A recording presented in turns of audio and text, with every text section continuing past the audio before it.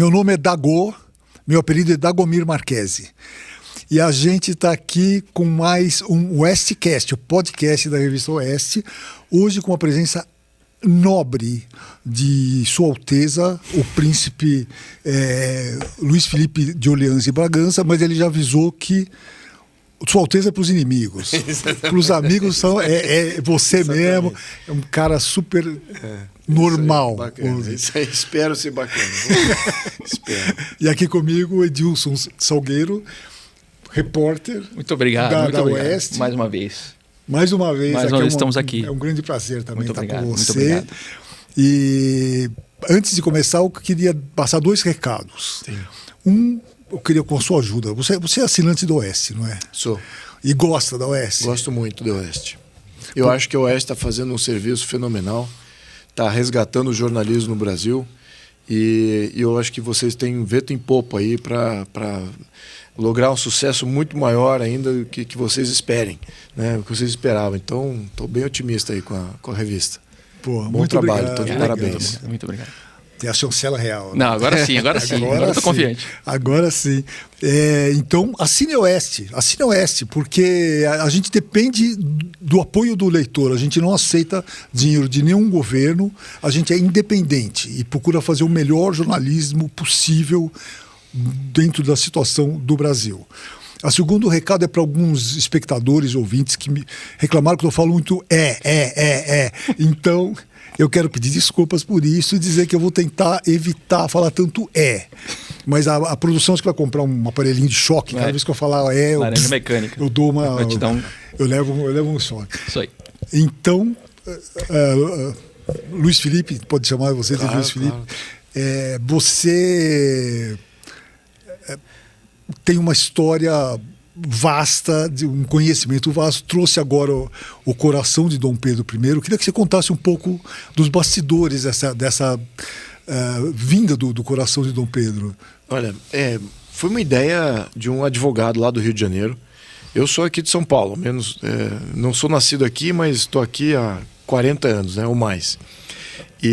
Mas foi um advogado lá do Rio de Janeiro que teve ideia, se comunicou com a doutora Nise Yamaguchi, que se comunicou comigo. Então foi uma triangulação aí até interessante. Mas a ideia foi dele.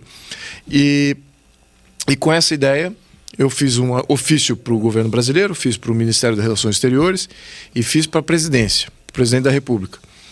Na sequência, em paralelo a isso, fui visitar o Porto, fui visitar Portugal. Consegui uma reunião lá com o presidente/prefeito do Porto. Eles chamam de presidente lá do parlamento do Porto, né? Que é tudo meio parlamentarista até no nível local, né? Depois a gente pode falar sobre isso. Mas então e ele é que é o guardião do coração. Ele, a Fraternidade da Lapa, que é da Igreja da Lapa, né, e a própria igreja. Então são 3 entidades que não são diretamente vinculadas ao governo português. Então iniciamos ali a tratativa, teve um apoio interessante, eu expliquei o porquê que era importante de trazer o coração no bicentenário. Eles adoraram e se tornaram assim, bem solícitos. Eu acho que até o discurso no parlamento do Porto, né, na Câmara do Porto, foi muito bonito. A gente precisa resgatar isso. Eu vou ver se eu consigo colocar nas minhas redes sociais e disponibilizar. Porque aí você vê a irmandade, de fato, fraterna do português com o brasileiro, e muito bacana. Bom, aí cederam o coração. Aí foi uma questão... Ele fica botando aonde lá? Ele fica dentro de uma igreja, e dentro da igreja tem uma série de invólucros, assim, está muito bem guardado, difícil de você fazer. Primeiro que ver, isso é impossível de ver quando você vai para a igreja, você consegue só ver o túmulo, né? E depois que se você quiser tirar ele do túmulo, tem... A gente está vendo aqui, inclusive. Eles dizem 5 chaves, quando eu estava presente lá me falaram de 7 chaves, então aí já estou em confusão. Eu sei que eu toquei nas 5 chaves, até tem uma foto minha com meu filhote, eu já devia ter compartilhado aqui com vocês. Tem a foto minha com meu filhote ali brincando com as 5 chaves, né? Aí você como é que chama isso aqui? Esse é um invólucro do... invólucro. Não é um relicário, é um... Ele faz parte do relicário hoje, porque obviamente que é uma peça histórica, né? Também, né? Onde contém o coração de Pedro I aí dentro. Então isso aí também tem seu valor. Mas isso aqui tudo, isso é guardado em 5 chaves, /7 chaves, agora eu estou confuso. Então é bem difícil de você ter acesso a isso, e não é toda hora. Eu até sugeri para o prefeito do Porto de criar uma lei para que todo 7 de setembro o coração fique exposto. Não sei se ele vai conseguir. Aí fica a critério aí dos nossos irmãos portugueses aí de lutarem por isso. Que acho que é muito bacana você expor ter um ritual assim. Isso, e estamos vendo ele talvez pela primeira vez. O Brasil está recebendo pela primeira vez em 200 anos. E lá em Portugal, acho que ele só foi aberto... Já foi a chegada, Essa né? foto é Sim. espetacular. A gente estava falando aqui nos bastidores. Um peso Você simbólico. estava contando, inclusive, com relação à escolhida da fumaça, né? Exato, isso foi muito bonito. Eles fizeram No cerimonial na Presidência da República, a Esquadrilha da Fumaça passava em cima, porque ele foi recebido como chefe de Estado, né, com todas as honrarias, como se estivesse vivo. Então isso foi muito especial. Então você tinha ali todo o cerimonial, a ritualística da presidência em receber um chefe de Estado foi exatamente a mesma, né? E a Esquadrilha da Fumaça passava em cima. Teve um momento que o coração já estava sendo recebido e você vê a Esquadrilha da Fumaça fazendo o sinal de coração no céu. Foi espetacular, foi realmente muito especial. Interessante. Tem uma coisa que me chamou a atenção, é que você disse que falou com o equivalente ao prefeito do Porto, o presidente do Porto. Então não há uma administração federal, né? Não tem que passar por uma instância teoricamente superior do Estado para fazer isso, né? Exatamente. Não é o governo português, né? Eleitos, é o governo local do Porto. Né? Então, foi o que o Pedro I queria. Né? Que não ficasse... Primeiro, ele não sabia que seria o governante de Portugal, mas ele confiava nos cidadãos do Porto. Porque a história do Pedro I é muito curiosa na segunda etapa da vida dele, na minha opinião. A primeira etapa muita gente conhece. A segunda etapa, ele repete a primeira. Então ele vai volta para Portugal e faz uma guerra contra o seu irmão. Aí que está a grande diferença. O seu irmão de Pedro I era o Miguel, e Miguel era absolutista. E Pedro I era liberal. Então o que significava ser liberal? Você ser a favor de uma constituição, de você ter os poderes vindo de uma carta magna, e não do poder absoluto, do hereditário, de unção divina, como era o modelo absolutista. Então você veja como ele, de fato, ele não foi como é que eu diria assim, ele não foi um acaso aqui no Brasil. Ele realmente representava aquilo que ele dizia que ele representava. Ele era constitucionalista, lutava para ter uma Constituição no Brasil, lutava pela liberdade do povo brasileiro, da soberania nacional. Então, isso ele foi para Portugal e fez a mesma coisa mais uma vez. Então, ou seja, e foi muito bonito, porque no combate que ele travou no Porto, ele estava sempre em minoria. Eram sempre menos, e eram só voluntários, né? O exército voluntário, contra o exército profissional do Miguel, né? Que era o governante de Portugal. E esses voluntários praticamente se doaram ali à missão do Pedro I, entenderam a profundidade da missão e sem nenhuma troca afetiva. Até no leito de morte dele, vários soldados vieram abraçar ele. Tá? Foi muito, muito comovente. Mas existe assim uma tendência dos nossos historiadores progressistas de procurar podres da monarquia brasileira. De só procurar coisa ruim. Deve ser duro para vocês, né? Olha, mas assim, eu já convivo com isso há tanto tempo. Já está acostumado, né? Já se habituou. Eu não tenho ofensa nenhuma que pode ser diferida. Foi incrível. Pessoal contra mim, eu não me sinto ofendido por absolutamente nada. E foi incrível receber como chefe de Estado, porque foi um reconhecimento. Que para com isso, né? Para mim foi assim, eu fiquei bem impressionado com o presidente da República, com as forças, com a Força Aérea Brasileira, né? Foi o Itamaraty também. Todos ali entenderam, poxa, olha que essa ideia é poderosa, uma ideia legítima, né? De trazer o fundador, uma parte do fundador, de volta para o momento de fundação, onde a gente celebra o momento de fundação do Brasil, né? Então, claro que você, voltando à história dos historiadores, eles olham para o passado e veem só os defeitos das pessoas. E todo mundo tem defeito. Todo eu tenho defeito, todo mundo tem defeito. Então, se você só tentar trilhar o fio da história através dos defeitos, você vai ver que essa história não fecha. A história não é construída pelos defeitos. A história é construída pelas coisas boas que vingam, sobre as quais se constroem. E o país hoje, poxa, eu imaginava até Pedro I vivo, sendo transportado pela Embraer, pela Força Aérea Brasileira, e pousando num país fantástico, com uma pujança incrível. Nossa, ele estaria pulando de alegria, de orgulho. Então, foi um momento especial botar em perspectiva isso, sabe? Acho que quando você vive a história mais no dia a dia, assim, na tua existência, você fica, poxa, não tem nada de ruim a ser dito do Brasil.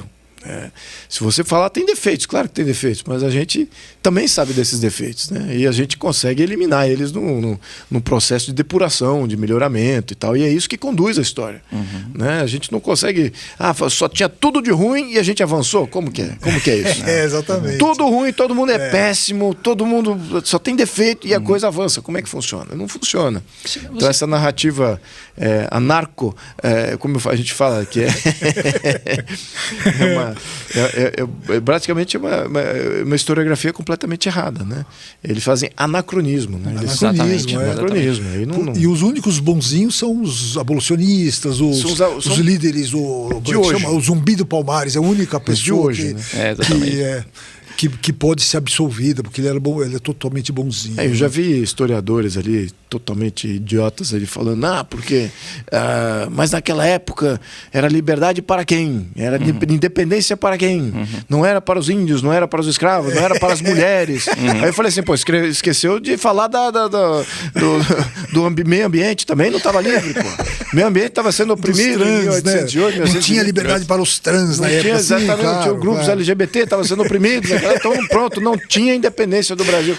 Pô, aí é demais. Isso é anacronismo ao extremo. Isso é uma boa definição. Anacronismo. Anacronismo total. Você não tem, é a mesma coisa falar no Império Romano. Exatamente. Os escravos eram oprimidos no Império Romano, sim, eram sim. Né? Essa cerimônia, você acha que seria possível se houvesse um governo de esquerda? Não, impossível. Não haveria a menor chance. Menor chance. E o Brasil, agora, quando ali, conversando com os nossos amigos da Força Aérea Brasileira, ficou nítido que aquilo que a gente estava vivendo ali ia começar, a população brasileira começar a entender a importância daquilo. Porque também não estava patente assim, precisamos do coração aqui para celebrar. Uma parcela da sociedade que está bem instruída, que está vinculada às questões políticas, às questões culturais, estava muito ciente da importância daquilo. Mas também uma grande parcela da população está completamente fora do contexto da importância disso. E agora começa a entender. E é exatamente isso que a gente está vendo, né? Eu acho que até o impacto na mídia, seja pela crítica, seja pelo apoio, começa depois que você tem um efeito simbólico dessa importância acontecendo. E o impacto social que isso cria, né? Lembrando que a questão da simbologia, ela é fundamental para toda vertente social, né? Então, essa é uma simbologia que existia no Brasil, que a gente está resgatando.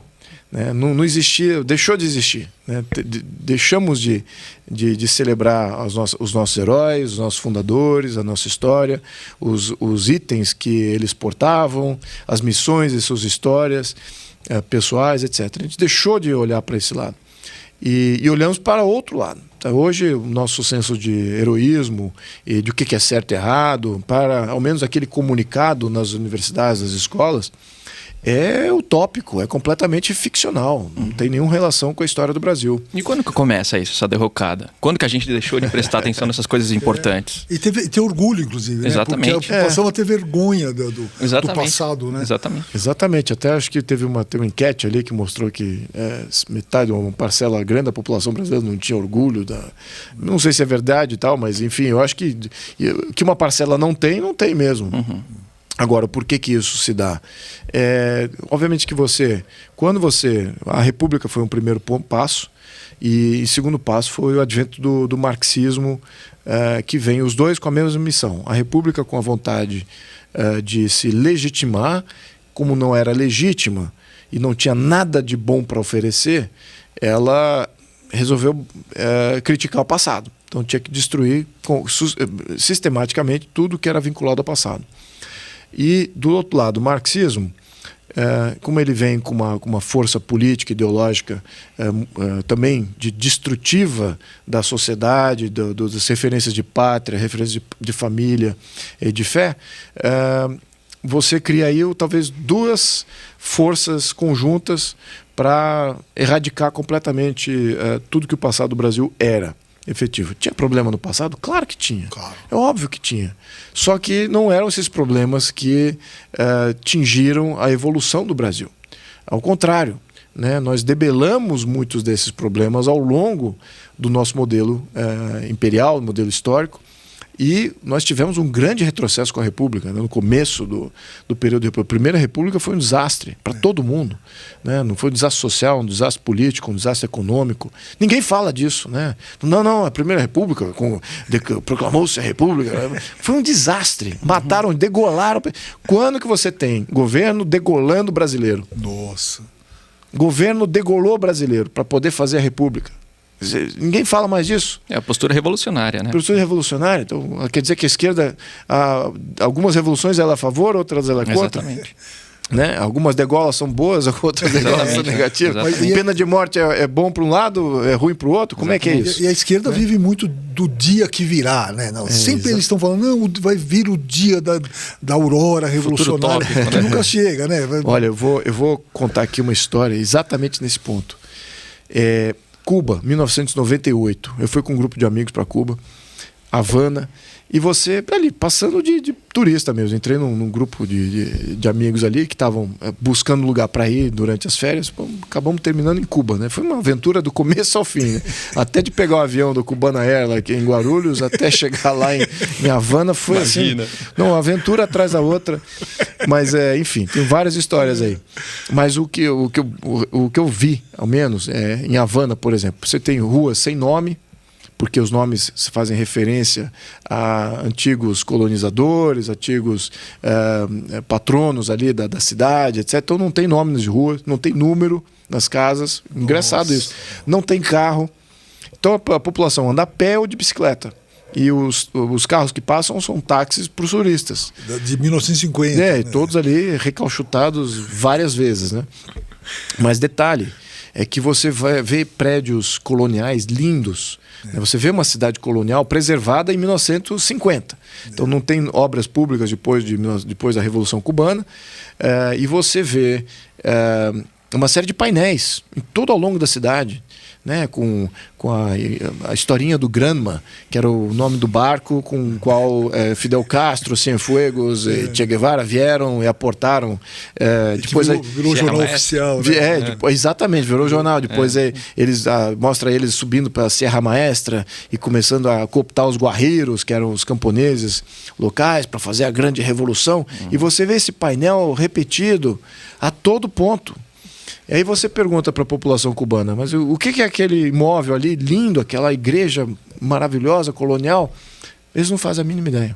Meu Deus, não tem educação. Tragédia. Eles não fazem a mínima ideia. Mas a história do Fidel Castro, Cienfuegos, aportando com grama, esse é o início da história cubana. É incrível, então, né? Pré-revolução. Exatamente. Essa é a revolução cultural que eles querem criar. Ou seja, a legitimidade está toda na revolução. Exatamente. E qualquer coisa que precede não é legítimo. Não é para ser contado, é para ser apagado. Então é a mesma coisa aqui no Brasil. Isso o diretor o Milos Forman, que fez aquele Amadeus, não sei se você assistiu o filme. Sim. Ele, na época ele gravou, ele filmou em Praga, né, que era comunista ainda, era o tempo do... E ele falou, olha, eu queria agradecer aos comunistas porque vocês deixaram o cenário perfeito, porque não tem que mudar nada, tá desde 1700 e não sei quanto, tá igual, eles não conseguiram reformar nada, fazer nada. É isso mesmo. É bem, em Cuba, pelo jeito, é isso mesmo. As pessoas acham mesmo. que isso é um charme, mas para a população deve ser... Não, a população vive na pobreza total, né? Não podemos dizer que Cuba tem miséria, assim, que a miséria, o pessoal passando fome. Eu diria que tem períodos de fome intensos lá, que aí realmente causa mortes e imigração, né? Tá tendo depopulação. Aliás, os únicos dois países da América Latina que tem problema de depopulação, ou seja, perder população, é Cuba e Venezuela, em que a população caiu, decresce, exatamente por não encaixar no modelo comunista deles. Então, ou você imigra para sobreviver, ou você morre. Não tem muita opção ali. Então a gente vê que essa questão da cultura e da história, matar isso aí, para fazer validar uma nova história, isso não é uma coisa por acaso. Né? E o Brasil sofre com isso. O Brasil até na questão cultural, histórica, de patrimônio histórico, somos um dos poucos países do mundo que não usa o patrimônio histórico para turismo. Então, você tem uma riqueza intensa que, se você comparar o patrimônio histórico do Brasil versus o patrimônio histórico até dos Estados Unidos, você fala assim, peraí, os Estados Unidos está preservando o casebre dos fundadores dos Estados Unidos. Não, são casas, não diria que palácios ou grandes obras públicas, mas são casebres, assim, comparado com o que o Brasil tem de patrimônio construído, né? O que era o Palácio Imperial ali que pegou fogo lá no Rio de Janeiro, os diversos palácios e igrejas que o Brasil tem. Então essa riqueza não é usado para contar a história. Vira Museu Marielle, o Museu do Feijão, Museu do Trabalho, Museu não sei o quê. Mas peraí, e o que é o prédio histórico mesmo? E por que isso não faz parte do circuito do turismo? Tem dinheiro na mesa, assim, falando num termo até de mercado financeiro, tem dinheiro na mesa assim, para ser feito pelo país em promover o seu patrimônio histórico. Já até Rússia e China, que passaram por uma revolução cultural até muito mais profunda que o Brasil já passou, lá eles utilizam o seu patrimônio histórico de uma maneira belíssima até. Né? Você tem que tirar o chapéu porque a China está fazendo em termos de resgate da historiografia chinesa e preservação de alguns sítios históricos lá. E eles são um país com uma vertente ainda comunista, só que não do ponto de vista de cultura revolucionária. Né? Enfim, então o Brasil tem muito ainda que fazer nesse ponto. Tá? Acho que a gente está muito atrasado nesse ponto e ainda está sob domínio de força que não quer ver a história do Brasil brotar nas cidades e nos estados que tem muito a contribuir na história. Você acha que o Brasil estaria melhor se continuasse sendo uma monarquia? Se tivesse continuado em 1889 em diante, eu não tenho a dúvida que seria outro país. Quase melhor. Que indescritível, muito melhor. Porque, lembrando o ponto da proclamação da República, ele implodiu a economia brasileira, ele implodiu a marinha mercante brasileira, ele implodiu e criou um caos social, uma guerra civil interna intensa. Então, você tem falência política, falência econômica e falência social. Você não teria passado por isso.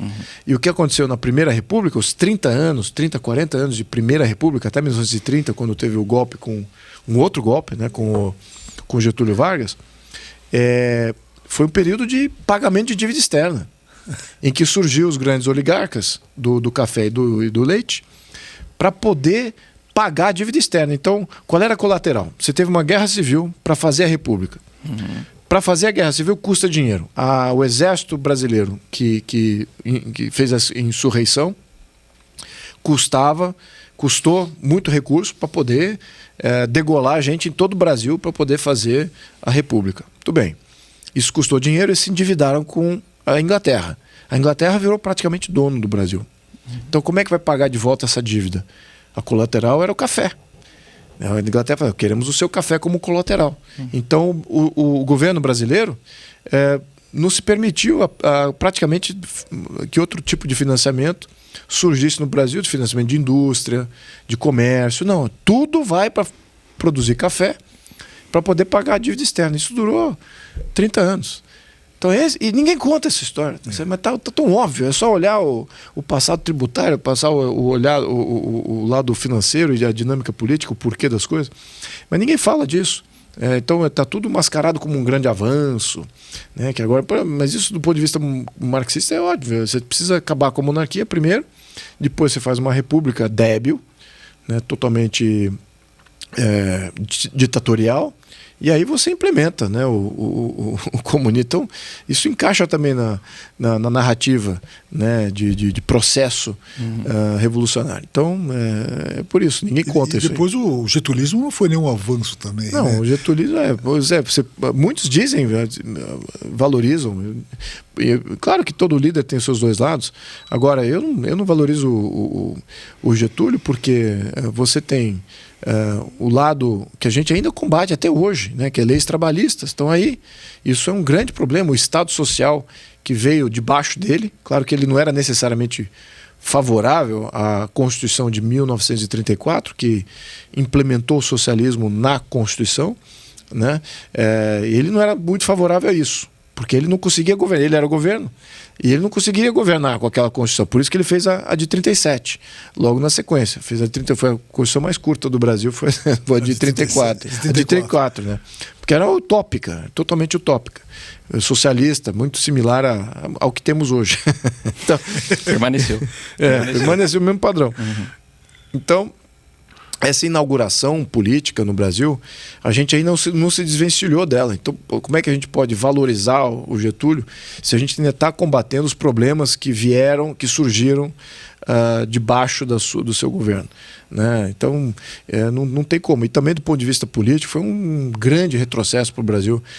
Se a gente pode ainda dizer que as oligarquias do café com leite eram marginalmente mais legítimas do que Getúlio. Getúlio afunda o Brasil na ditadura caudilística. Caudilista, não sei qual é a palavra certa, se é esse o adjetivo certo. Um caudilismo, né, praticamente, que existia na América Latina, virou uma banana, né, igual México, igual Argentina, igual Bolívia, Peru. Então todos esses países aí tiveram ditadurecos assim, que se colocaram no poder. Quando você tinha a oligarquia, no mínimo você tinha ali um conjunto maior, mais amplo de pessoas e opções, né? Não era uma ditadura personalística, né? Que durou todo um período, enfim. O que veio depois é só sucessão de golpes, né? Basicamente. A gente instaurou a República, ou deposições, ou golpes, e resulta na tragédia. Eu ouço, não vou nem falar do Lula, mas o Ciro Gomes, parece que ele continua um getulista, né? A impressão que dá, o tom que ele fala, parece que ele está falando e reverbera. A verdade é que o que o Getúlio representava? Ele representava o nacional-socialismo. Ou seja, o fascismo. O fascismo, né? É fascismo. E é o modelo predominante. O Stalin era fascista. O Stalin não era socialista, comunista, né? Como se fala, ou menos como ideário, né? Perfeito. O Stalin era fascista, era nacional-socialista também. Então esse modelo... Mao Tse-tung também. Mao Tse-tung também, um ditador centralista, né, comandante ferrenho de todo o país. Então, esse tipo de centralização não faz parte do ideário comunista, né? Então, eles até foram tidos, Stalin, sobretudo, né, é considerado o traidor da Revolução. Né? Não é traidor de Trotsky, Lenin, né? Porque ele não queria devolver o poder para as comunas, né? E aí instaurava o comunismo. Ele resolveu segurar o poder. Exatamente. Igual o Hitler, igual o Mussolini, igual todo mundo. Então, eu acho que talvez seja aí um aspecto de análise, porque eu não acho que o comunismo nunca é possível, exatamente porque ele já teve várias chances de lograr o seu sucesso. Criaram-se os ditadores do proletariado, né, entre aspas, mas eles nunca entregam o poder para as comunas. A história já comprovou, né? A história já comprovou. Sucessivamente. Esses grandes heróis comunistas nunca vão entregar o poder às comunas. Então, comunista, para de achar que o seu herói vai entregar o poder para as comunas. Sempre não vai próximo, né? Não, o próximo vai, próximo vai dar certo. Na verdade, você está defendendo um líder fascista. Exatamente. Né? Essa que é a verdade. E então, é bom fazer essa análise porque... de uma certa maneira existe apoio para isso, né? Tem apoio popular, não podemos dizer que não, isso é totalmente impopular. Não, isso tem uma sua popularidade, né? Getúlio foi muito popular. Os líderes nacional-socialistas foram líderes populares. O nacionalismo talvez seja a base da popularidade, né? O socialismo talvez não tanto, mas o nacionalismo muito superior. Aliás, eu já escutei muitas análises da qual eu acredito que é a maior força política hoje na existência. A ideia que mais deu certo no contexto da humanidade foi a ideia de pertencer a uma nação. É uma ideia positiva, validada, polida, e que de fato o cidadão consegue transferir a sua lealdade, e o seu vínculo existencial e sua identidade a essa percepção de nação. Isso eu diria que é maior até do que qualquer dos outros aspectos.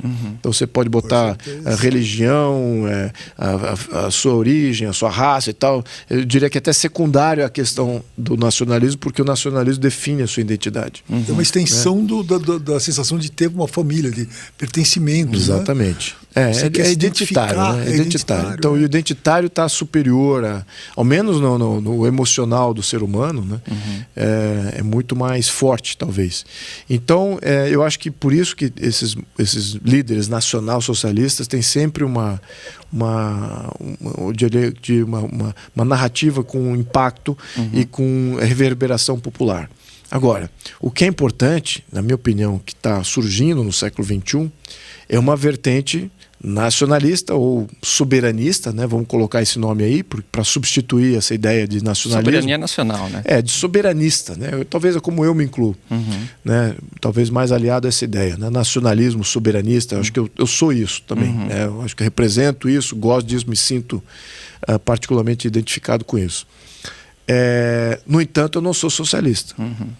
Então, qual é a vertente que eu acho que está crescendo, ao menos com esses governos, o próprio Jair Bolsonaro, eu considero ele como sendo um nacional capitalista, um nacional pró-livre mercado, pró-livre iniciativa. É bem diferente da propositura que existia no século XX. Bem diferente. Então, eu acho que isso é positivo. Né? Ao menos para o momento que a gente vive agora, é o adequado. Né? Considerando que a gente tem grandes desafios externos, monumentais, né, de pressões de fundos, de grupos de interesse, governos de interesse, organizações supranacionais de interesse. Então a gente precisa se blindar como país. Precisamos ter uma carapaça dura para poder não sofrer interferência externa. Ao mesmo tempo, internamente, a gente tem que ser livre. Então o socialismo não te dá liberdade, mas a livre iniciativa dá. O capitalismo, sim, modelo capitalista, constitucional, liberal, né? Ou seja, que você tem uma constituição que te garante direitos individuais, direitos de família, né? Então, uma coisa mais completamente desprovida de uma intervenção estatal dentro do país, mas uma intervenção estatal fora, sim. Os desafios então, bem diferente uma da outra. Os desafios hoje são outros, né, do que os desafios geopolíticos. Exatamente. As instituições supranacionais que são problemáticas. Isso aí. E aí, você falou a respeito do nacionalismo. Como é que você consegue conservar um país, uma política nacionalista, sem flertar com políticas autoritárias?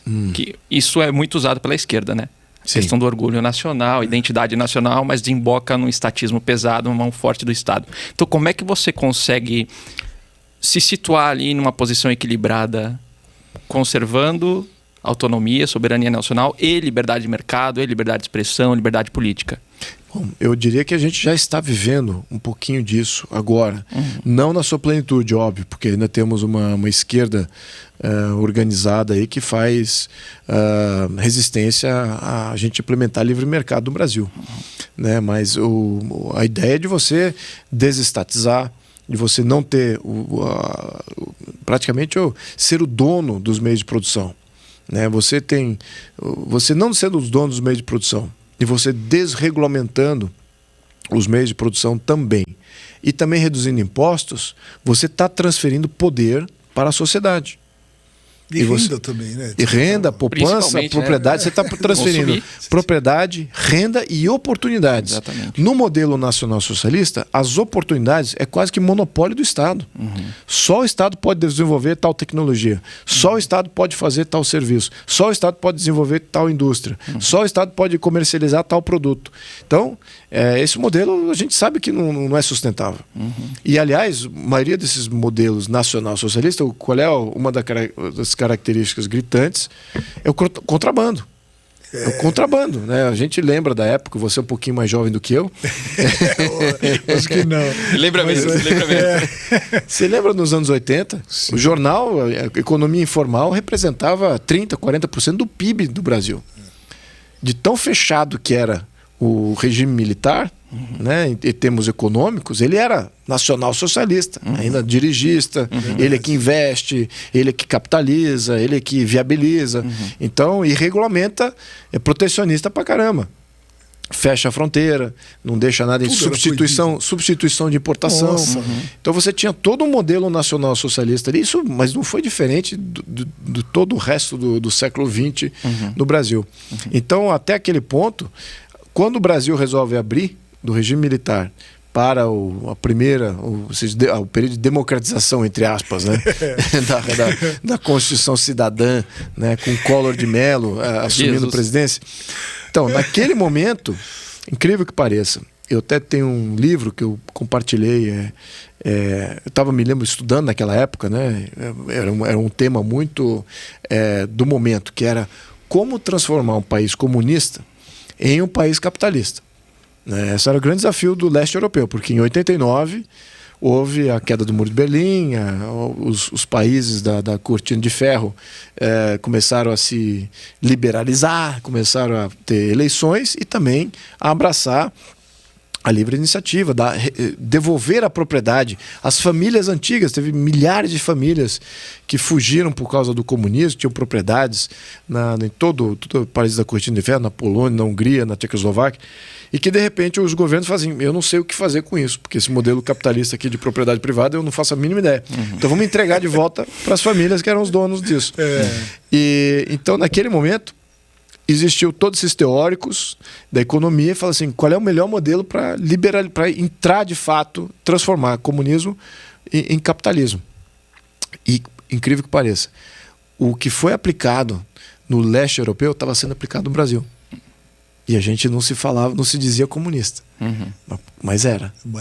Mas era. Então, assim, ou seja, as mesmas medidas de liberalização de mercado, né, devolver a propriedade, deixar que o preço flua sem intervenção, né, formação de preços na agricultura, depois na indústria, vai subindo. Aí finalmente você privatiza, né, você desregulamenta todo o mercado, cria competição e finalmente você privatiza para um mercado competitivo, enfim. Então tem todo um processo ali. E o Brasil estava seguindo aquela mesma cartilha. Então, você vê que a gente passou por nacional-socialismo no Brasil. Os anos 90 foi um período de transição desse modelo nacional-socialista para um modelo, uma tentativa de liberalização. Não acho que logrou sucesso, não acho que foi profundo bastante. A gente ainda tem ecos do século XX muito fortes, né? Nas empresas estatais, a regulamentação, ainda estão aí reverberando. E eu acho que a nossa missão ainda é de transformar talvez uma nova vertente de modelo, e eu acho que o modelo que a gente tem que abraçar é essa vertente de nacional capitalismo. Agora, você fez a pergunta, eu não respondi a tua pergunta. Tô aguardando.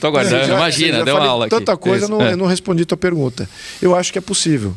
Você tendo transparência de quem é o dono dos meios de produção, porque agora os cartéis, eles se formam ainda. Né? Eu acho que o grande desafio de qualquer governo é evitar a formação de cartel e monopólio para controle de preço, né? E controle de oferta de produtos, etc., e manter o mercado competitivo. Essa é que é a função do Estado de Direito hoje, né? O que ela não está sendo exercida na sua função plena de acordo com essa Constituição. Então, a gente tem uma missão ainda de transformar tudo mais transparente. Então, muitas das coisas que eu até representei em Câmara tal, foi nesse sentido, né, de dar mais, saber quem que é dono do que transação coopta tal ativo, ou comanda tal ativo no Brasil, etc. Porque você não precisa ser dono de 50% ou mais de qualquer ativo para você controlar esse ativo. Você pode fazer acordos internacionais, você pode fazer acordos comerciais, acordo de financiamento, você pode ter uma série de acordos de gestão também, que te dá, pode não ter participação acionária, mas você tem a gestão. Então pronto, acabou. Então, você tem várias maneiras de controlar um ativo. Então a gente tem que se modernizar na nossa transparência para poder monitorar que a gente aqui não vá ter uma economia cartelizada, porque certamente isso não é o propósito de você ter um modelo capitalista. Ouvindo o que você está falando agora, a impressão que me dá que, vamos dizer, se eu fosse um historiador do futuro, daqui a 50 anos, e eu não fosse ideologizado, Sim. eu pensaria a era do Paulo Guedes. Não estou nem falando do Bolsonaro, mas uma revolução Paulo Guedes. Parece que ele está dando saltos impressionantes no Brasil, nesse sentido, né? Tá mesmo. Coragem. E parece que ele, pela primeira vez, está sendo bem aceito isso, né? Sim. E eu acho que os benefícios da política que o Paulo Guedes representa estão se logrando com demora. Para você ter o benefício, demora. Mas, por incrível que pareça, estão logrando sucesso muito cedo. Então, e ele tem aquela paciência, aquela parcimônia, falando, olha, vai ser e tal. Ele está vendo a história, como ele vê a história do passado, ele está vendo a história futura.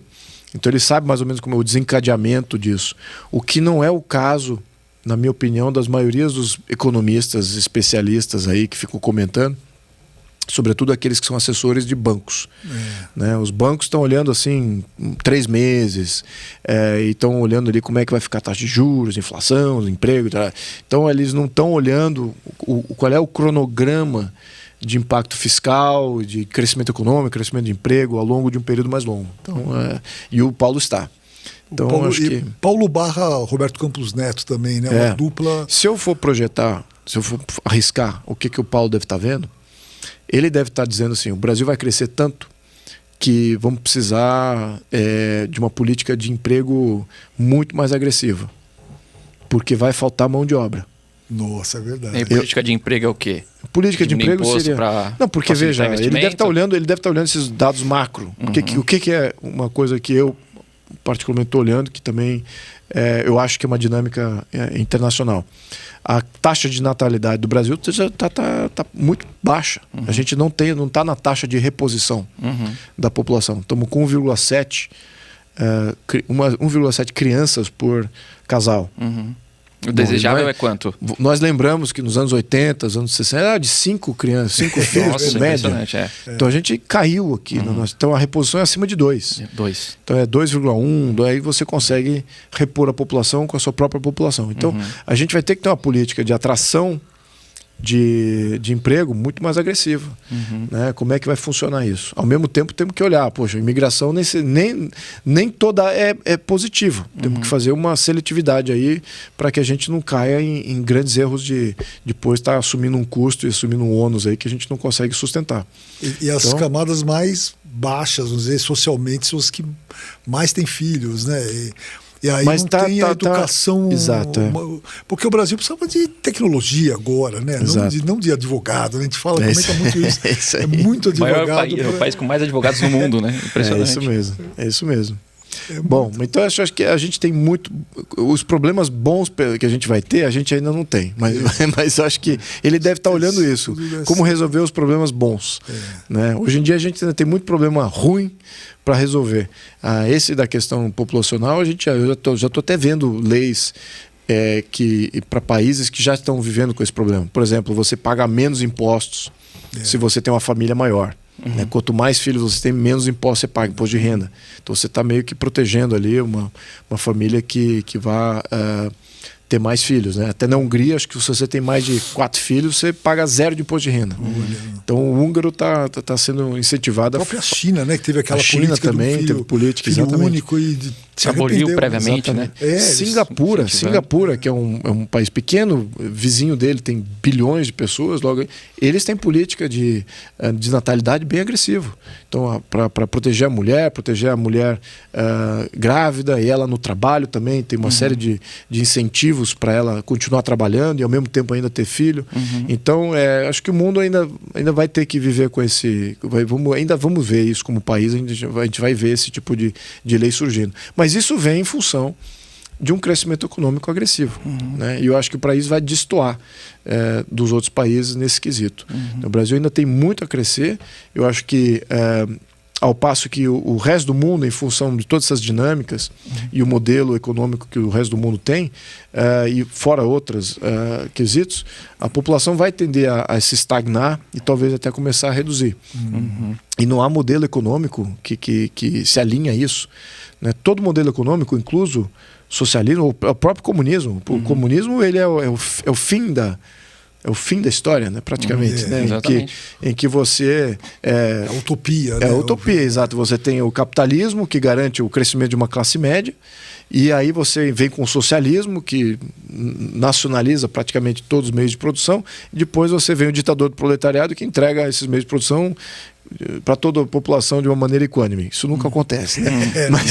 Mas nunca dá certo. Então mesmo esse modelo, ele é predicado no crescimento econômico. Assim como é o capitalismo. Então, qual é a ideia, qual é a teoria econômica que se encaixa quando a população está decrescendo? Não tem. A gente ainda vai ter que rever isso aí. Quais são as teorias de enxugamento, as previsões vão estar sempre decrescentes? Não acho que vai ser o caso do Brasil. Acho que o Brasil vai estar exatamente na curva oposta. Só queria botar essa questão do nacional-capitalismo, como você disse. O Trump talvez não seja o precursor desse movimento novo? Como você enxerga o Trump fez exatamente essa visão. Por quê? Primeiro que os Estados Unidos ele teve momentos de nacionalismo bem marcantes e, ao mesmo tempo, de imperialismo, né? Vamos botar essa palavra aí. Na história dos Estados Unidos. Depende de que partido, né, está no poder e essas questões variam. Mas, recentemente, os imperialistas são o Partido Democrata, porque tem uma visão de mundo de ativismo. Eles querem fazer um ativismo internacional de transformar todo o país em uma democracia, conforme parecido com a deles. Então, querem intervir, querem forçar a barra, querem cooptar, querem até militarmente intervir para mudar regime. Eles já se colocam como um ativista global. O Trump não. O Trump ele fala, não, vamos deixar os países em paz. É uma visão mais nacionalista, né? Vamos deixar os países em paz, vamos proteger o que é nosso, vamos botar a nossa população em primeiro lugar e defender do que as políticas nocivas dos outros países contra nós, e vamos botar pingos nos is aqui, conforme a gente deve, quem deve o que para quem. Então, isso do ponto de vista nacional, de proteção nacional. Internamente, ele liberalizou. Então, ele aumentou os descontos de imposto de renda. Então, se você tem mais chances de não pagar imposto de renda, se você tem baixa renda nos Estados Unidos, agora uma camada maior de pessoas tem menos imposto de renda, né, tem mais descontos na base. E no topo, se você faz alta renda, você teve menos impostos. Então, os impostos caíram de 27,5% ou batendo até 30%, 27,5% cai para 20%. Então, o máximo, ficou uma banda menor de cobrança de impostos. O flat fee, né, que mais ou menos é muito parecido com o que os austríacos, né, a escola de Chicago meio que pregam isso. É que a renda, o imposto de renda o bom imposto de renda é aquele que, se aqui existe bom imposto de renda, né? Nenhum. Assumindo essa premissa. Nem imposto nenhum. O bom modelo de imposto de renda é aquele que é o flat fee, que é igual para todos. Né? Aqui, tanto no Brasil como na maioria da Europa e tal, quanto mais se faz, desproporcionalmente mais se paga. Não é proporcional. Né? Ele seria proporcional se ele fosse só uma taxa, né? Um imposto de renda para todo mundo, e todo mundo paga aquela taxa proporcional que a sua renda. Você tem uma proposta de reforma tributária radical, assim, né? Sim. E eu queria que você explicasse. Eu não diria que é radical, eu diria que ela é de bom senso. De bom senso. Contundente. Para existir só 3 impostos. Sim, ela reverte. Bom, radical eu diria que até o que tem hoje. Né? O modelo tributário hoje é um descalabro completo. Radicalmente estúpido. Radicalmente contra o brasileiro, contra a livre iniciativa. Você tem centenas de impostos. Você não tem origens, ou você tem as origens definidas, mas você não tem os destinos definidos, o propósito definido. Então, todo o senso de você tributar hoje no Brasil está completamente desvinculado da entrega do serviço. Então, fica aquela cobrança por cobrar e assumindo que o Estado é permanente e todos os programas do Estado são imaculados, eternos. Então, a gente tem que rever isso, a população tem que ter um pouco mais de interferência para dizer, olha, esse plano social aqui não funciona, vamos mudar, ou vamos acabar com essa tributação aqui, vamos substituir por outra que talvez funcione. Mas esse tipo de diálogo não tem. Então, tudo que é plano como diz, né, o velho ditado, tudo que é plano temporário se torna num plano permanente, né? Então é isso que acontece, né? Você cria lá um plano qualquer, por exemplo, Previdência, né? Previdência é um, educação é outro, tudo permanente, tudo obrigatório, permanente, constitucionalizado, petrificado na Constituição, e você não consegue rever isso. Bom, mas isso é um aspecto. O que o nosso plano diz? Ele simplifica todos esses impostos em renda, em imposto de renda, em consumo e propriedade, e ele dá mais liberdade tributária aos municípios e aos estados-membros. Porque hoje o modelo é bem centralizado, então só a União é que pode tributar em tudo, né? Mas os estados e municípios estão limitados na sua tributação e ao mesmo tempo, os estados e municípios são eles que entregam os serviços públicos, né? Que a gente tem o benefício.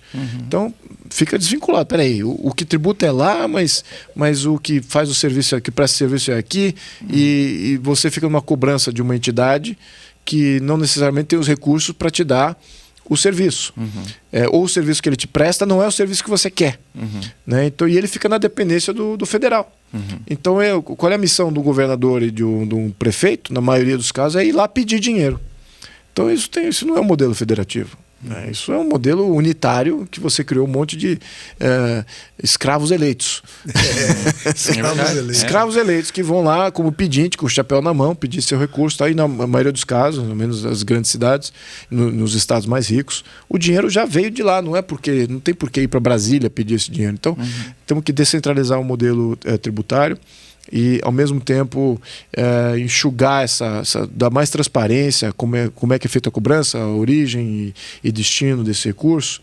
Temos que desonerar também toda a questão produtiva do Brasil, que hoje você tem feito cascata dos impostos, tem que desonerar completamente o processo produtivo, desonerar a folha, muito importante para você dar esse dinamismo de emprego, que é fundamental para as pequenas e médias empresas gerarem mais emprego no Brasil. Então ele dá esse, e óbvio, o que vai mudar, talvez, que não é como o modelo atual, é que a cobrança do imposto sobre o consumo, né, imposto de venda, é só na ponta, então, ou seja, só no estado onde o contribuinte efetuou o consumo. Então não é como é hoje. Hoje tem um estado que produz, o estado onde foi vendido o produto, e tem o consumidor final. Então, você tem toda uma cascata de imposto até sair do produtor para ir para um distribuidor no outro estado, aí o distribuidor para uma loja tem mais tributo aí, depois da loja para o vendedor, para o consumidor final tem mais tributo aí. Então ele elimina toda essa cascata de imposto e fala assim, é só o consumidor final que é tributado no estado de destino. Então ele alivia de toda até como o empresário falou, poxa, isso aqui, eu fico aqui na minha empresa fazendo logística tributária. Em vez de estar fazendo logística mesmo, para ter eficiência na entrega de produto, ele faz logística tributária, baseado em onde é que estão os tributos menores e tal. Então faz um mapa. Um monte de contador, né? Um monte de contador, advogado. Então, enfim. E essas ideias têm tido suporte, né? Assim como as do ministro Guedes, que ele tem aplicado, elas têm tido suporte popular. Mas não é só popular, né? Tem uma parte importante aí que é na cultura e que é na imprensa que ainda você percebe que não soa bem. Medidas mais liberais, elas não soam bem. As pessoas ainda se apegam ao lado social, né? Então, como é que a gente consegue levar esse pessoal, tanto do jornalismo quanto da academia, para entender efetivamente que o caminho é a liberdade? Olha... Pergunta de 1 bilhão de reais. 1 bilhão. Olha, é muito difícil você convencer alguém que está acostumado com intervenção direta. O que é intervenção direta? Tô com um problema social aqui, vem resolver meu problema. Aí aparece o Estado, tá aqui dinheiro, tá aqui dinheiro, tá aqui dinheiro. Pronto, resolveu o problema. É sustentável? Não é sustentável. Vai estourar o problema daqui a pouco? Vai estourar de novo. E aí? Não tem problema. Eu, político maravilhoso, vou vir aqui resolver o seu problema. Vou dar dinheiro. Esse é o modelo socialista. Tá? Que resolve na hora, de uma maneira não sustentável, totalmente ineficiente, corruptamente. É isso o modelo socialista. Qual é o modelo que nós queremos implementar? É um modelo de liberdade. Então, é duro ser livre? É duro. Então significa o quê? Se olha, estou com tal problema, vai ter mais emprego. Como que vai ter mais emprego? Porque a gente diminuiu o imposto aqui, vai ter mais gente. Mas peraí, eu tenho que esperar então todo esse ciclo funcionar para eu ter mais emprego? Exatamente. Tem que esperar. Não tem jeito. Um modo adulto é um modo adulto, sério, honesto e duro com a população. Mas temos que enfrentar isso. Se a gente não enfrenta isso como opinião, você já matou a tua possibilidade de lograr sucesso jamais no futuro. Então, temos que ser honestos nessa entrega. O modelo liberal, ele não entrega benefício na hora. Ele não entrega assim, agora vai ter emprego para todo mundo, renda para todo mundo, todos os seus problemas estão acabados, está aqui um cheque. Não tem nada disso. É totalmente indireto e é totalmente não através do governo. Não é ele que... Mas ele vai criar as condições... Acostumaram mal com a questão da Covid, né? Exatamente. As pessoas acharam que o governo dá, né? O governo e antes disso, né? Intervencionismo era bem aceito. Não, vai dar bolsa, vai dar auxílio. Eu sou contra intervencionismo. Claro que eu não sou contra. Eu acho que quando houver um apelo popular e uma vontade que haja uma intervenção, que ela seja criada e seja efetuada como um coletivo, por que não? Foi de uma aprovação popular, foi atendendo uma necessidade popular pontual. O problema é quando isso se torna permanente. Então agora é para sempre assim, viu? Não. Peraí, foi naquele momento, teve uma crise, atendemos a crise. Muito bem, debelou-se a crise, desarticula-se todas as estruturas que hoje custam muito. Então é por aí que temos que começar a trabalhar. E como é que era o modelo tributário no Império, no tempo do Dom Pedro I, por exemplo? Então, a sustentação do Império vinha da importação e do correio, e ponto. E uma parcela bem pequenininha, uma parcela bem pequenininha do ouro. Então, apesar de que todo mundo conhece mais a tributação do ouro, a maioria não conhece a tributação da importação e tributação do correio. Que era fundamental. Que era fundamental, como na integração nacional. Então você precisava pagar alguém para fazer a mensagem, né, enviar cartas. Então era muito... Antes das ferrovias, né? Claro que depois das ferrovias também começou a ter uma comunicação mais direta. Mas o imposto de importação que era o principal. Então, você fala assim, peraí, e o ICMS? Não tinha ICMS. IPTU? Não tinha IPTU. E como é que, peraí, então quer dizer que eu podia comprar e vender o ano todo e não tinha nenhum tributo? Sim, não tinha nenhum tributo. E imposto de renda, então? Também não tinha. Não tinha imposto de renda? Não tinha imposto de renda. Impressionante. Nossa. Então você fala assim, peraí, então... Aí você fica pensando, quem é que depois a família... Porque a família quando chega no Brasil, no século XIX, 1808, era a família mais rica, trazendo todo o erário de Portugal, todo o ouro, todo o que foi acumulado até das cortes, né? Não é só do erário, mas também das cortes. Vieram para o Brasil, não iam deixar para os franceses. Né? Então trouxeram tudo para o Brasil. Ali a riqueza estava ali. Mas com o decorrer de um século, gerou-se mais riqueza. E foram esses novos ricos que fizeram o golpe contra o... Mas a verdade é essa, você gera riqueza.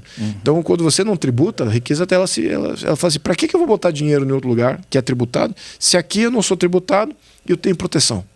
Né? Se aqui o dinheiro está seguro e eu não é tributado. Então, essas decisões para o gerador de renda é muito... eu diria que visível, né? Ele busca isso. Todo aquele que gera renda, gera patrimônio, ele busca exatamente onde é que eu vou ter proteção e onde é que eu vou ter menor tributação. E o Brasil não é o lugar para isso, tá? Não é, né? O Brasil não é o lugar para isso. Né? Exatamente. Então é isso que é o problema. A classe média está travada aqui no modelo em que você ficando rico, você fala assim, conseguiu a chance de sair da classe média e se tornar uma pessoa rica no Brasil, imediatamente você fala, putz, onde é que eu vou deixar esse dinheiro aqui? Porque o Brasil não é o lugar. Ao passo que, se nós tivéssemos uma política de boa receptividade com relação a manter, dar proteção ao patrimônio e da renda e baixar a tributação nessa renda ou nesse patrimônio, voltaria muitos recursos que hoje são de brasileiros que estão fora, voltaria e vários cidadãos de outros países estariam optando pelo Brasil como sendo o repositório das suas fortunas, dos seus patrimônios. Isso não tem um efeito positivo na nação? Claro que tem. Claro que tem. É mais poupança nacional para você fazer movimentar a economia, novos investimentos, novas ideias. Então, isso tudo foge completamente do diálogo dos deputados, da máquina pública. Eles não pensam assim. Eles pensam em fazer igualdade social, justiça social. Vamos tirar de quem produz, tirar de quem tem e passar para o Estado. Não é nem passar para quem não tem. É passar para o Estado. Não é nem vamos distribuir. Não tem distribuição nenhuma. É uma ineficiência muito grande. Teria como restabelecer, só pegar o gancho, teria como restabelecer então esse tipo de regime tributário? que era aplicado no Império, ou devido à complexidade hoje não dá, tem que ficar com IPTU, IPVA pois e é, não, impostos. mas isso na nossa proposta PEC 007, ela mata todos esses tributos que não fazem sentido nenhum. Na minha opinião, até o pessoal fala, vamos ter que ter mais IPVAs aí, ao contrário, tem que acabar com o IPVA. Exterminar. Eu já vi até um consultor falou para mim, não, mas o IPVA é um excelente tributo para promover a igualdade social. Eu falei, como que ele promove a igualdade social? Porque ele retira de quem tem.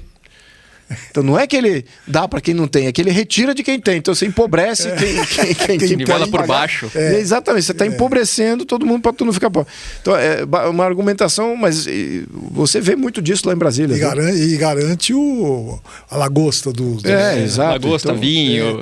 Por falar nisso, existe uma imagem assim, você sendo um príncipe, você deve passar suas férias na Côte d'Azur, você tem um quarto permanente no Castelo de Windsor. E tal, né? como se fosse uma comunidade, né? Um clube de... Existe agora? Você tem alguma relação com famílias reais, com aristocracia? Tem, mas não é... No meu caso, infelizmente, não é assim. Infelizmente. Os meus amigos não são tão afluentes assim, como os banqueiros hoje em dia, por exemplo. Eu não tenho essa ascensão toda. Então, não posso comentar. Mas o que eu acho que tem, claro, tem amizades internacionais. Eu vivi fora há muito tempo, né? Então, eu diria que eu entendo, eu sei como é que funciona a dinâmica social lá, menos na Europa, nos Estados Unidos, eu tenho uma boa referência aí. Mas assim, infelizmente os convites para esse tipo de fim de semana eu não tive ainda. E para os iniciados em monarquia, vamos dizer assim, como é que foi a linha cronológica e como é que eles chegaram no Brasil e como é que funcionam os ramos, como é que é o ramo de Petrópolis, o ramo de Vassouras, para quem não entende. O sujeito ligou agora, ele quer saber o que é a monarquia. Como é que funciona a monarquia brasileira? Bom, não temos monarquia no Brasil, né? Então, começar por aí. Então, temos uma família, que é uma família que é intitulada, né, por uma série de questões tradicionais. Então, o que tem hoje é uma família que representa um passado histórico e representa a família que reinou no Brasil. Então, existe o ramo legítimo, né, que é o ramo de Vassouras, do qual eu pertenço, que o chefe da Casa Imperial hoje é o Dom Bertrand. Então, ele porta toda essa possibilidade, a opção futura de talvez, se houver eu diria que uma reconsideração do modelo monárquico no Brasil, ele seria o chefe da Casa Imperial. Então essa que é a missão aqui, é preservar a história, preservar a missão e a opção para o brasileiro. Eu acho que esse que é o ponto mais importante. O Brasil está, na minha opinião, privilegiado, assim, sem nenhuma modéstia aqui em colocar isso, é privilegiado em ter a opção, né? Você não ter a opção, na minha opinião, você só tentar fazer uma república funcionar. Olha, historicamente, as repúblicas nunca duraram muito, né? Falar assim, mas olha, a nossa já está aí há 130 anos. Isso não é nada. Isso não é nada. Pouco tempo histórico, né? Muito tempo histórico. Podemos até falar, a República Romana durou quase 500 anos. Quase 500 anos durou, talvez, no papel. Porque depois de 200 anos ela já não funcionava mais nada, né? E começou a virar um Brasil. O final da República Romana foi o que o Brasil vive, um caos, uma substituição de presidentes e uma coisa, população que não tinha perdia-se cada vez mais o vínculo com as instituições públicas, né? Então foram 200 anos de derrocada de república, né, que viveu-se no final dos últimos 200 anos de república. Mas enfim, isso e as outras tentativas republicanas também, tanto na antiguidade quanto na modernidade, assim, extremamente falhos, extremamente utópicos. E o que tem surgido em contrapartida é o modelo fascista. Esse sim tem crescido. Esse sim, você veja que o modelo internacional, o modelo global, é um fascismo global.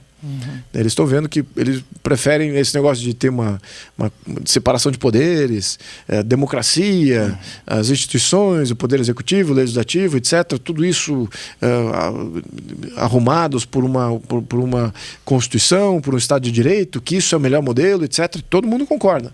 Mas manter isso ao longo de 200, 300, 400, 500, 1000 anos, não se viu 1000 anos ainda.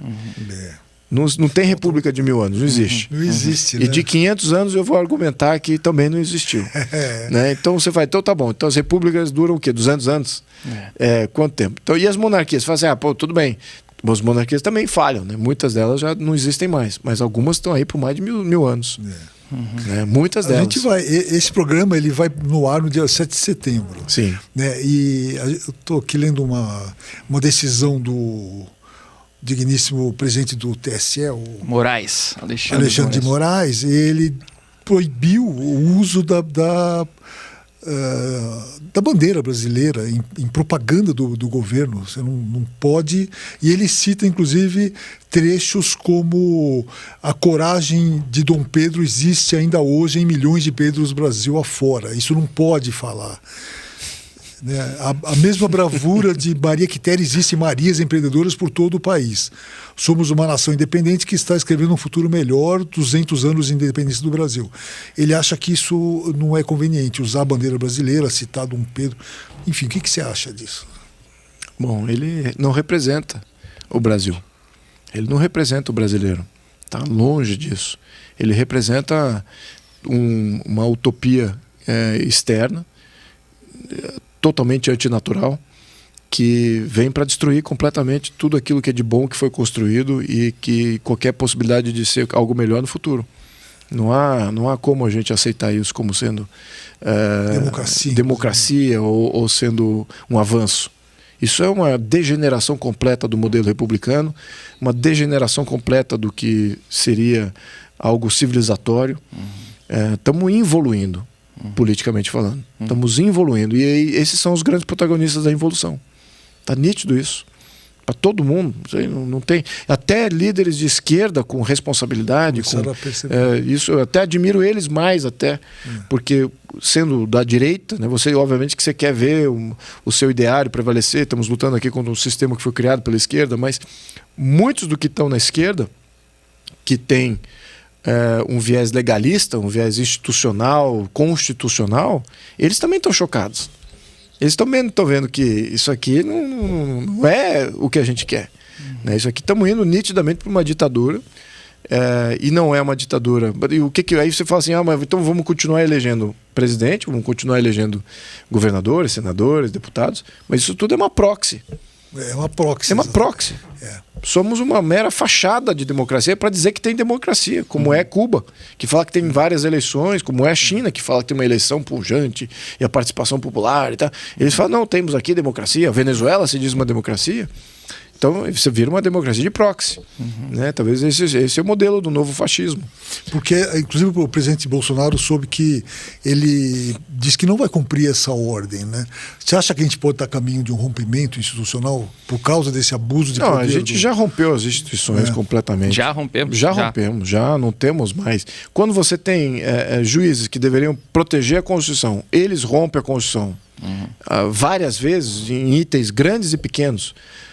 O respeito à Constituição é só para os trouxas. Exatamente. É só para os trouxas. Então você fala, então por que eu vou respeitar a Constituição? E o único poder que eles têm é que a Polícia Federal ainda dá poder de prisão a eles. Quem está dando efetivamente poder de prisão aos ministros é a Polícia Federal. Se a Polícia Federal fala assim, putz, está demais, viu? Ela pode sim surgir, ela pode... Claro que ela pode. Claro que ela pode, mas ela fica obedecendo lei, obedecendo ilegalidade, obedecendo a juizamentos que são inconstitucionais. Então, eu até perguntei para alguns deputados, eu perguntei para a própria Polícia Federal. O argumento deles é que, mas se eu começar a questionar o juizado do juiz, então eu também viro uma instituição independente do qualquer... Mas isso tem a ver com aparelhamento ou é só uma obediência? Isso tem a ver com o desenho da nossa república.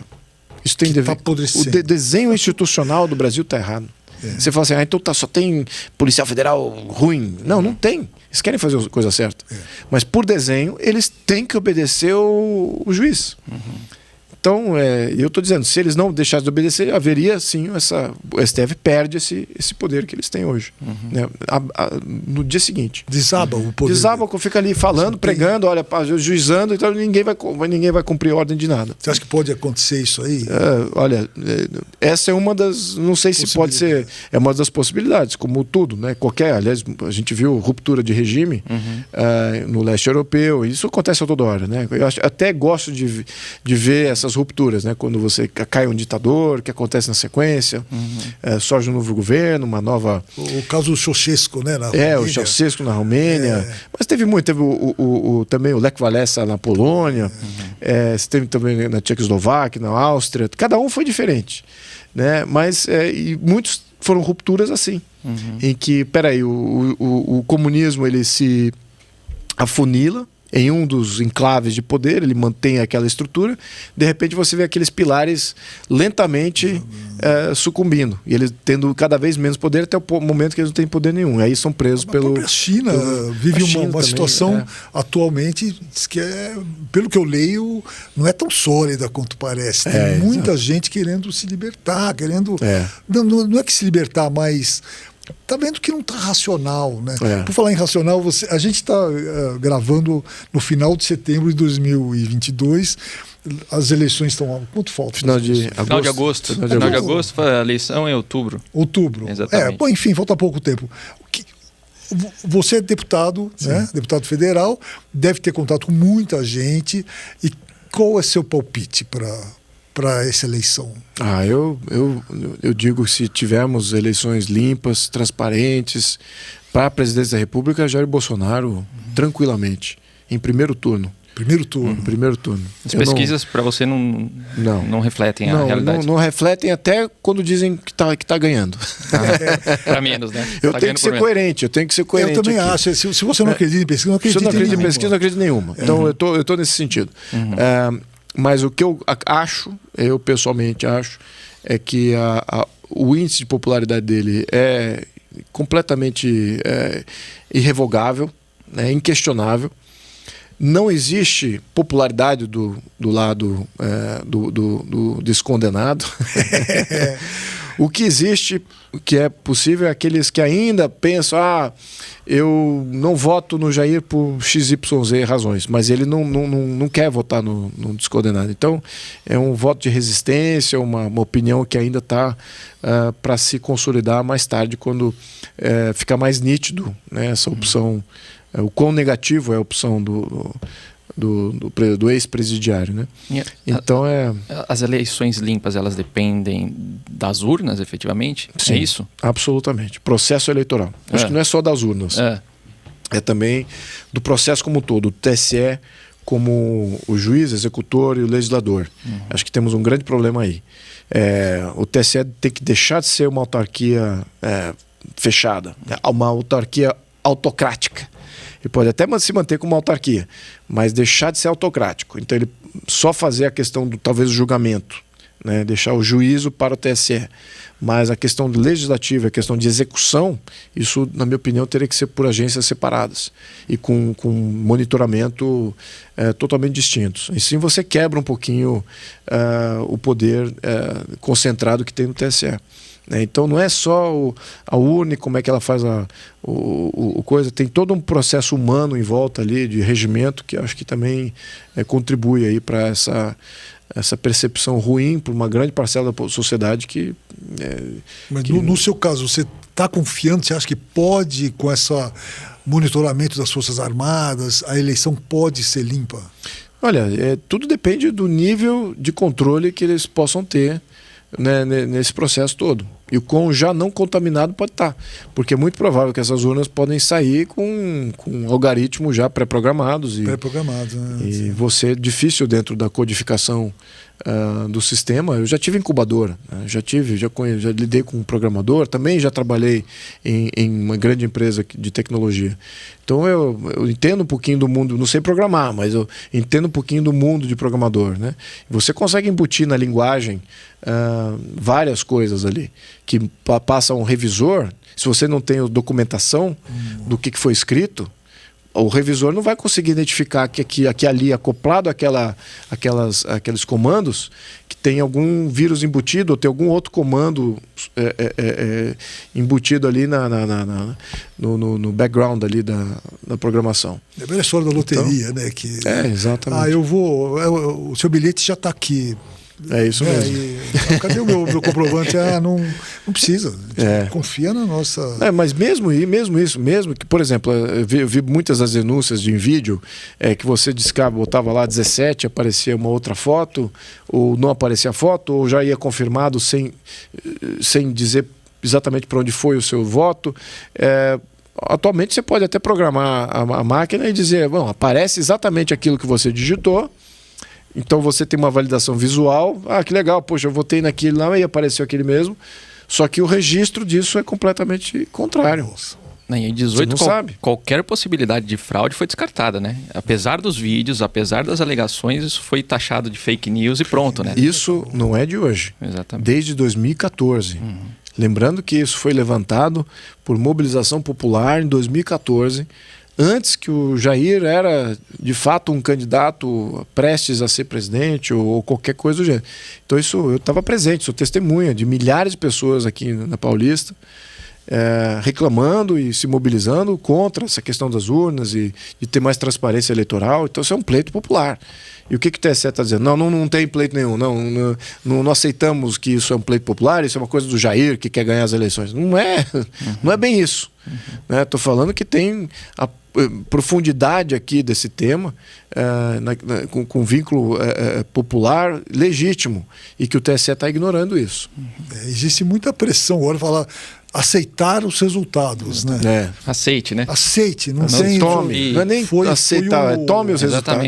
Este é o resultado. William Bonner botou isso logo de cara. O senhor vai aceitar o resultado? Você fala, começa a desconfiar mesmo. Exatamente. Porque... Agora, uma pergunta que eu sempre faço para todo mundo que vem aqui, o que você faz para se divertir?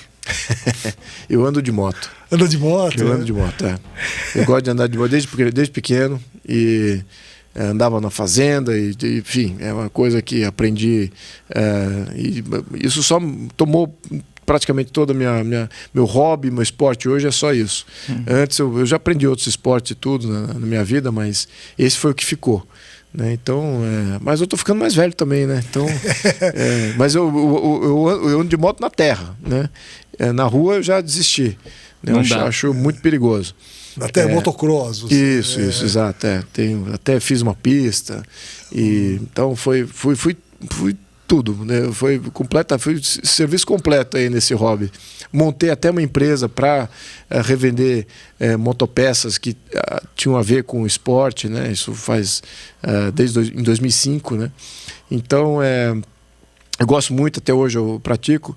Infelizmente, a vida política toma muito do tempo, né, de você poder praticar isso, mas para mim... Você já falou que as duas opções óbvias para alguém de sangue azul, vamos dizer, que é assistir The Crown e Game of Thrones, você nunca assistiu? Não, nunca assisti. Você não assiste nenhuma série? Olha, não assisti. Uma que eu assisti agora na Netflix que eu achei boa é Terminal List, que é a história de um... eu vi. Essa é muito boa, de um soldado que depois tem uma conspiração atrás e tá, etc. Muito boa série. E eu acho que tem muito a ver também com o momento atual, não só dos Estados Unidos, mas também se aplica ao Brasil. Mas assim, séries eu não tenho assistido muito. E filme, você tem alguma preferência? Não, essa PEC 007 não tem nenhuma relação. A PEC 007. Essa daí, por um acaso, foi uma surpresa quando veio, né?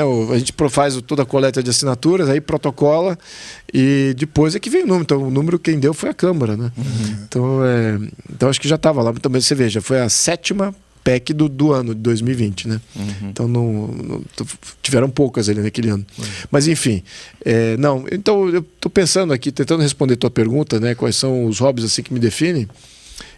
Eu diria que o número 1 é esse, o que toma mais meu tempo e tomava, né, mais a minha energia e foco, tá? Era a questão de andar de moto, etc. Tudo envolvendo isso. Mais recentemente consegui resgatar o hobby de começar a atirar de novo, né? Então vou em alguns clubes de tiro, tenho arma, etc. Então, pratico um pouquinho disso. Acho bacana como esporte, né? Qual arma que você tem? Eu tenho algumas pistolas aí, tenho também uma calibre 12, então... Mas a 12 é só para deixar em casa. Guardado, perigo. Em caso do ataque dos zumbis, já tá toda municiada. Mas as pistolas eu tenho 380, tenho 9mm, tenho uma .40 também, então... me divirto bastante ali brincando com os calibres, brincando com as distâncias, mas eu percebi que também a minha habilidade, rapidinho eu chego no top da minha habilidade, aí eu fazendo... Não quer mais. Não quero mais, assim, já deu, aí dou uma sequência para não me frustrar, né? Porque você chega naquele teu pico, aí depois para você melhorar do pico para mais um pouco, aí o esforço é exponencial, né? E dá tempo de estudar ou não? O Felipe Martins, ele chegou a falar no podcast que ele se sentia burro desde que ele entrou no governo porque não dava tempo de estudar. Então não lia mais. Não dá tempo. Muito, eu diria que é um comentário muito a propósito. Eu diria que muitas dessas reuniões políticas tomam meu tempo de fazer o que eu acho que eu faço relativamente bem, que é pensar. Pensar e digerir informações que eu estou vendo. Para eu começar a pensar, eu abro eu vejo praticamente tudo. Vejo notícias na Índia, vejo notícias na Rússia, notícias em todo o mundo inteiro, né? Até no mundo que a gente nem olhava notícias antes, eu começo a ver. Ficou fácil, né? Muito fácil. Acessível. E é muito importante ver essa diferença. Mais recentemente tenho seguido muito o noticiário da Índia. Porque é um país, assim, está crescendo demais, vai crescer 8% esse ano. Está muito similar ao Brasil em termos de dos únicos países que vai crescer rápido e enquanto todos os outros estão com uma situação econômica ruim. Mas independente da economia, eu vejo fatores de tendências globais e eu vejo que os hindus têm uma posição bem independente, bem soberana, né, que é bem interessante de ver a dinâmica, porque eles têm rivalidade com a China, têm amizade com a Rússia, mas tem outras rivalidades com países que a Rússia apoia, então é uma conjuntura bem complexa e eu vejo como é que eles... E voltados para alta tecnologia, né? Para alta tecnologia, defesa, você veja, um país miserável, que investe pesado em defesa desde os anos 70. E hoje tem lançamento de satélites, tem uma força bélica primorosa, tem controle de suas fronteiras, tem praticamente tudo que um país independente precisa ter. E um dos poucos. Isso rivalizando até o que você diria que é hoje os mais tradicionais, né? A Europa, então, praticamente comparado com a Índia, a Europa está muito atrás. Todos, exceto talvez a França, os outros países da Europa estão uma piada. Em que aspecto está muito atrás? Tudo, aspecto de defesa, poderio bélico, tecnologia bélica empregada. A Índia está à frente. Muito à frente. Lançamento de satélite, tecnologia nuclear, um país nuclear. Eles têm bomba nuclear. E então eles têm uma capacidade de emprego e como isso, o que o brasileiro não fala, mas ficou gastando dinheiro nisso e não gastou no social. Pois é, só que isso aqui tem um efeito... Isso é muito tabela idiota, né? no social. Claro que tem. Você capacitou milhões de engenheiros, milhões de cientistas, milhões de matemáticos, são exportados, milhões de construtores. Nenhum ganha mal, né? Para o mundo todo. Programadores do mundo todo. Essa frase, enquanto tiver gente passando fome, assim, vamos ficar parado aqui esperando o almoço. Exato. Né? Então isso não é um gasto, é um investimento. Você investe em defesa, você investe na sua capacitação de defesa, de proteção, etc. E isso tem um efeito social poderosíssimo de captação, de capacitar, eu diria que um tipo de ser humano altamente transferível a qualquer país. E milhões deles, não é assim um ou outro. Ao passo que você gastando no social aqui, você renega ele a um destino de dependência. Não está capacitando ele a ser um bom engenheiro, um bom cientista, um bom matemático, um bom programador, nada disso. Vai ficar sempre um mendigos ali reclamando, pedindo mais, e não necessariamente se capacitando a qualquer coisa de emprego que desenvolva capacidades transferíveis a qualquer indústria ou qualquer país. Então veja a Índia hoje, a Índia não existia no século XX. A Índia é um país de 70 anos de idade. O Brasil está fazendo 200. incrível isso. E assim, tamanho, a gente é maior que a Índia, tem mais recurso do que a Índia, temos instituições mais bem construídas, que aí, desculpa os indianos aqui, mas à exceção disso que eu estou falando, o modelo indiano político é uma piada, tá? É corrupto, é ineficiente, é uma série de coisas. Mas eles se beneficiam de ter uma competição pela vida muito mais presente. Tem Paquistão como inimigo nuclear, tem Índia, tem China como inimigo nuclear, todos ali na fronteira, então isso fomenta um certo comportamento, uma certa política interna que você não podemos brincar aqui, porque é vida ou morte aqui. Nossa. Então isso criou a dinâmica competitiva, é o que propulsionou a Índia a ser o que ela é hoje, porque por modelo político ela é uma falência, tá? Mas pela competição externa ela consegue se sobrepor. Já o Brasil está no bem bom, né? Não tem aqui rival local.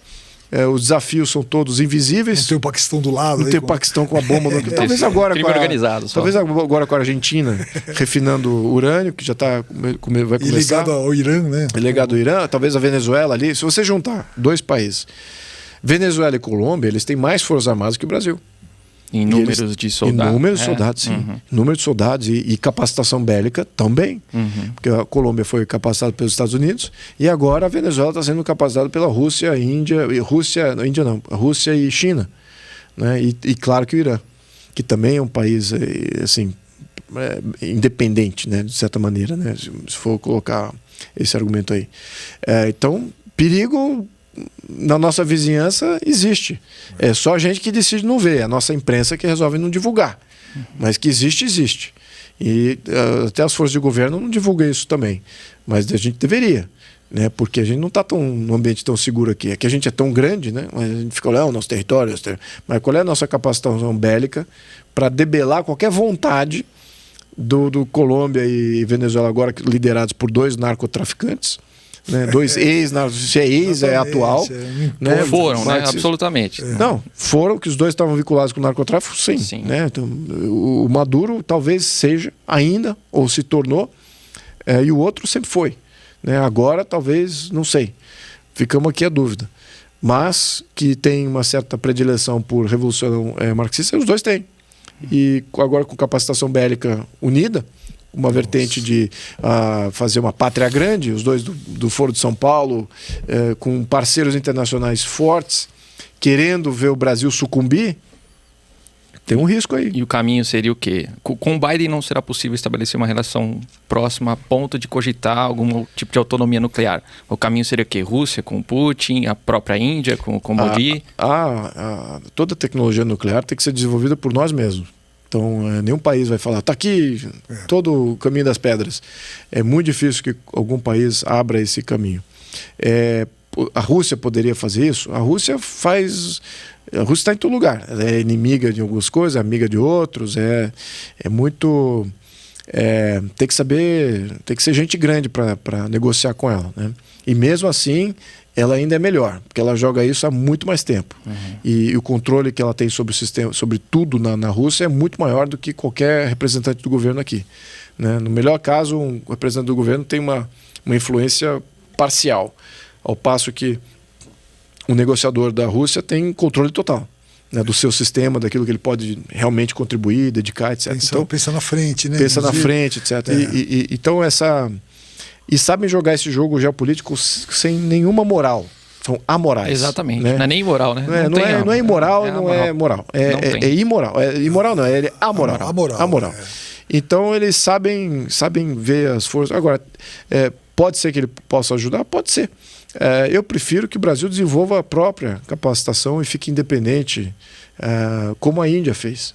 Né? O modelo hindu demorou algum tempo, mas eu acho que é uma maneira mais certa de você não estar vinculado a alguma dependência, alguma porque, né, hoje em dia, se você for ver, poxa, quais países de fato têm a tocha da verdade e da virtude? Né? Qual civilização que você fala assim, puxa vida, olha só que grande país, que grande nação, que grande líder? Não tem, né? Tá tudo na mão ali de sei lá.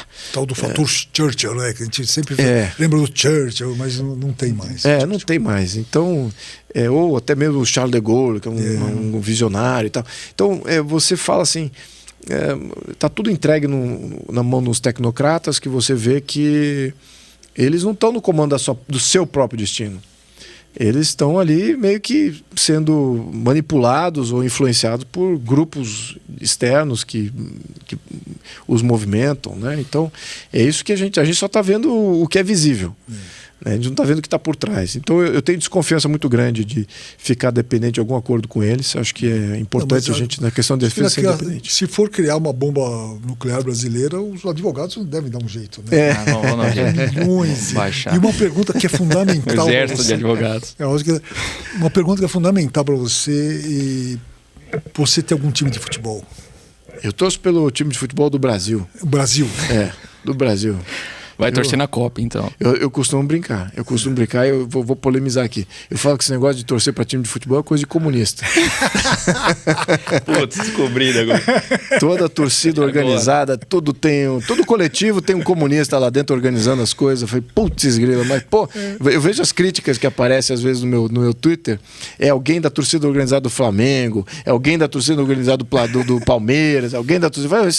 Vocês são comunistas, e aí pior que são mesmo. São organizados, são vinculados aí com todos. Esse negócio de futebol é coisa de... eles têm suas próprias facções, amigas, inimigas. Exatamente. Exatamente. Verdade, então, enfim, mas tô brincando aqui. Eu torço pelo Brasil, acho que sempre. Futebol nunca. O jogo coletivo que envolve. Aí eu vou partir pro meu lado individualista. Eu sempre gostei de esporte que é mais individualista. Né? Então... Tênis, então, você gosta de tênis? Eu prefiro motocross, né? Motocross. Percebeu. Motocross é o que eu já. Tênis, golfe, tudo bem individual, né? Natação, talvez, você pode dizer que também pratiquei quando era criança, né? Mas é isso. Motocross o futebol é um fator de unidade nacional, né? A gente está falando aqui de cultura, de nacionalismo. O futebol tem essa capacidade, né? Já teve em outros períodos, Pelé parou guerra, enfim. Tem, Brasil, exatamente. Também, eu acho que... Bom, eu não vou passar julgamento no jogo porque... Primeiro que eu gosto de ver a seleção jogar. Eu não necessariamente gosto de ver algum time jogar. Você ligar esse tal time com outro time. Eu não tenho esse vínculo. Mas com a seleção, eu acho que todo brasileiro tem. Eu não me furto a isso. Agora, se eu puder tecer um comentário aqui, tanto o futebol quanto o samba e tal, essa coisa, foram o Estado brasileiro, Getúlio Vargas, né, voltando à história dele, ele que fomentou muitas dessas coisas. Então você fala assim, poxa, seria o que seria hoje se não fosse a intervenção de Estado? Naturalmente, como é que seria? Como é que evoluiria? E os outros esportes? Né? E o vôlei? E o basquete? Ou qualquer outro esporte? A própria capoeira, por que ela não foi fomentada? Como sendo a luta nacional, porque não eu diria que é mais representativo do que é ser brasileiro até, né, a própria capoeira, do que qualquer outra coisa que tenha sido fomentado pelo Estado, na minha opinião, exatamente porque não teve aquela chancela estatal. Se não houvesse, então, meio que uma imposição estatal, na sua opinião, o futebol e o samba eu não sei qual seria a evolução deles. Eu não sei qual seria a evolução. É uma dúvida que eu não tenho como... não posso afirmar do outro lado. E se, né? E se. Dá para saber. É bem provável, né? É provável que seria o que é hoje, mas há uma possibilidade que não. Há uma possibilidade que alguma outra prática talvez tenha sido o esporte nacional. E assim como por isso que eu digo, por que não a capoeira foi selecionado para ser a luta nacional e hoje deveria ser, porque não teve incentivo estatal lá atrás. E quem teve? O samba teve e o futebol teve. Então hoje a gente vê o reflexo disso. Então a gente acha que isso é cultura. Eu estou em dúvida. Eu estou pondo um questionamento de analista aqui. Tá certo? Vou dizer que eu não gosto? Não, gosto de ver, tal, bacana, legal. Mas como analista, estou sempre com aquela pulguinha atrás da orelha. Será? O que seria? Né? E essa cultura natural que vem de fato da população, toda a cultura fomentada pelo Estado não é cultura, na minha opinião. Tá? Tem que vir da população, tem que vir das atividades livres e não... De baixo a cima, né? De baixo para cima, naturalmente, e aquilo ganha apoiamento de grupos cada vez maiores, naturalmente. Então, é assim que eu vejo. E por isso que eu olho assim, o que seria da cultura brasileira se não fosse essas intervenções, ou a despeito dessas intervenções. Então, a gente não sabe. Bom, Luiz Felipe, a gente está muito agradecido pela sua presença. A gente percebeu que está muito mais para você do que para Sua Alteza mesmo. Super, né? Não me deprecie, por favor. Excelente. Agradecer muito a você. E agradecer seu apoio ao Oeste também. Ótimo. Né? Não, vocês estão de parabéns. Mais uma vez, vocês estão de parabéns. Obrigado pelo tempo que vocês me cederam aqui. Imagina, a gente que agradece, a gente repete, assine a Oeste para você ter a nossa revista, para você ter nossos podcasts, assine a Oeste, e se inscreva no canal, no nosso canal no YouTube também. Clique no sininho. Só deixei pro final. Muito obrigado, viu? Obrigado. Muito obrigado. Também, obrigado ao Edilson. Muito obrigado. Também. Muito obrigado. E a gente volta na próxima. Até uma próxima.